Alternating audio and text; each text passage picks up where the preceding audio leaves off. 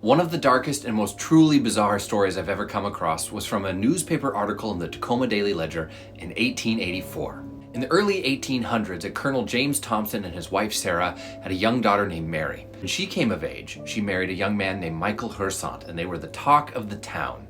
Eventually, because he was a member of the French legation, he got sent away to Mexico City, and his wife went with him. While they were away in Mexico, his young wife died in childbirth. But her mother didn't believe him.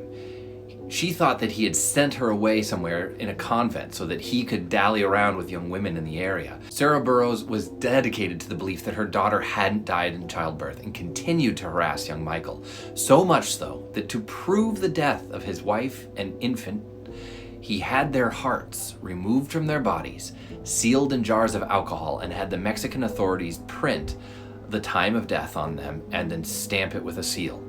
He had the heart sent back to his mother-in-law, where she opened the package without any warning and, according to the newspaper article, immediately lost her wits. She continued for years to wander around the home, wailing in the middle of the night, until that particular residence got the reputation for, of course, being haunted.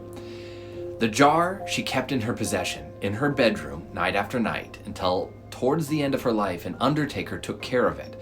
And when Sarah Thompson was buried, the two hearts of her daughter and her grandson were buried with her. A few years after the original burial, though, they were exhumed and put into a new marker in the Oak Hill Cemetery, where the marble marker still stands today, engraved with two hearts. It took me a while to track down all the details of this story because in the original article in the Tacoma Daily Ledger, it only references this high-profile family in Washington, never denoting the fact that they're in Washington, D.C. Now, there's an Oak Hill Cemetery both in Tacoma and Washington, D.C., so eventually I had to branch out and, tracking down the details, found the original gravesite over in Washington, D.C., where it is today. That first home referenced in the article was in Washington, D.C. on the juncture of M and 21st Street and was eventually demolished, making way for a hotel that is there today.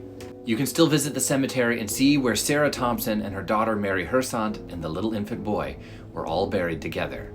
Two hearts, one woman.